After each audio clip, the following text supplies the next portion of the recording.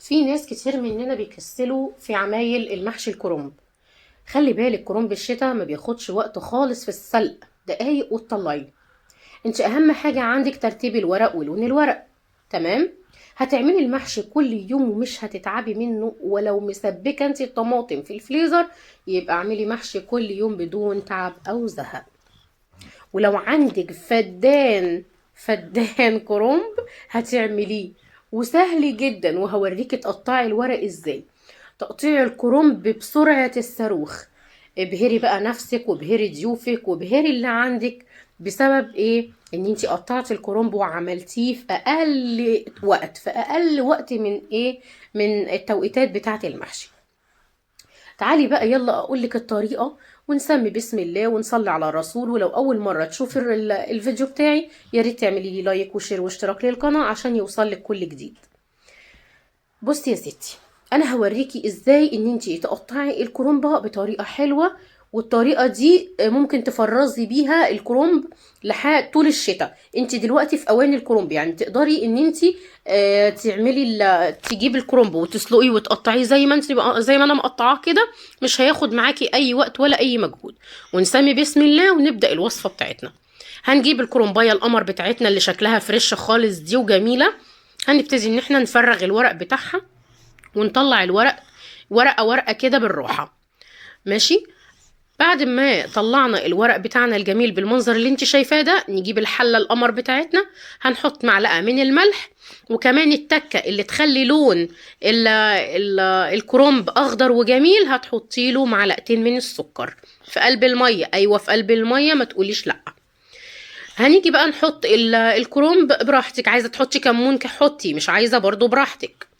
تمام. انا بقولك يعني ايه الحاجات اللي هي السهلة السريعة. هتجيبي كمان الورق بتاع الكرنب وتسيبيه دقيقتين بالظبط، وبعد كده هتطلعيه. هنكمل بقية الورق بتاعنا بنفس نفس الطريقة دي. هنجيب الورق مسافة ما يدبل وينزل المية، خلاص هو كده يعتبر اتسلق. وخلي بالك كرنب الشتاء غير اي كرنب تاني. كرنب الشتاء ما بياخدش وقت نهائي في السلق، يعني دقايق وتطلعيه. تمام كده. هتسيبيه لحد ما يسقط خالص في المية، لحد ما يستوي تماما.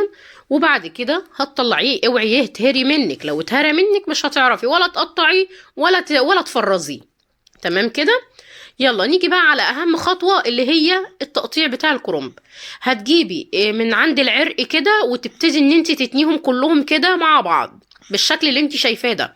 هتتنيهم كل الورق كله مع بعضه كده، وبالسكينة وبتنزلي على طرف العرق بتاعها وبتقطعيه بالشكل ده. تعالي بقى اقولك تعملي ازاي قطع التقطيعات الجميلة بتاعت الجاتو اللي انا وريتها لك دي. بصي، تجيبي السكينة بنفس الحردة بتاعتها دي وتنزلي عليها وتقطعيها على قد الصباع بالظبط. تمام كده. انا مش مجريه الفيديو على اساس ان انت تشوفي كل حاجه فيه بالظبط وكل حاجه واضحه قدامك. وهتلاقي الصوابع بتاعه المحشي كلها نفس المقاس، وكلها مقاس واحد. زي ما انت ما شايفه كده، اي زيادات هتبتدي ان انت تقطعيها علشان تطلعي الصوابع كلها سوا واحد. يعني ما يكونش واحد كبير واحد صغير كده، يعني تطلعيه كله مقاس واحد. هتجيبيهم كده كلهم على بعض، وبعد كده بصي المنظر كلهم سوا واحد، وهتركنيهم على جنب.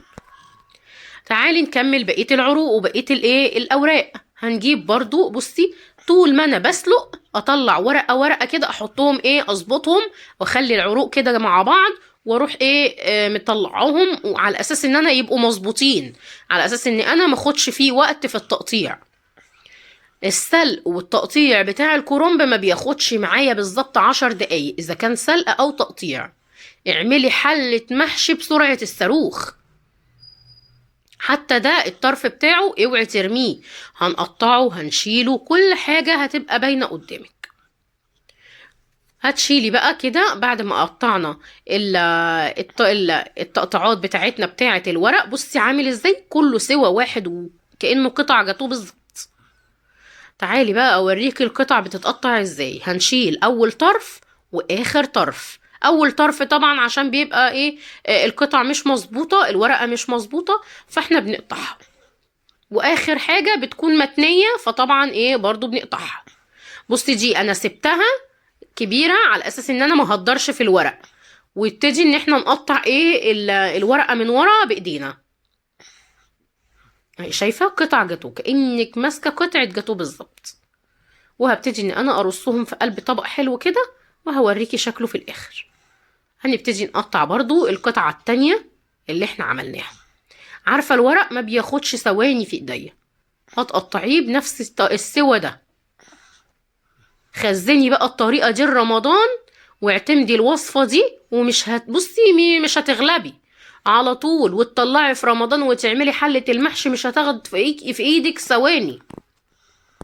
حتى الورق الاخضر، هوريكي الورق الاخضر شكله عامل ازاي اهو. بصي بتقطعي من ورا ومن قدام. الورق الاخضر ده طعمه بيبقى خطير، عامل زي ورق العنب، طعمه جميل جدا. بصي كله سوا واحد ازاي، بصي شكله جميل ازاي، بسم الله ما شاء الله، الله اكبر. حاجة جميلة وحاجة في منتهى الجمال. ولونه اخضر زي ما هو بسبب ايه؟ معلقتين السكر اللي انا حطيتهم في المية، بيثبت اللون بتاعه، بيخليه شكله روعة.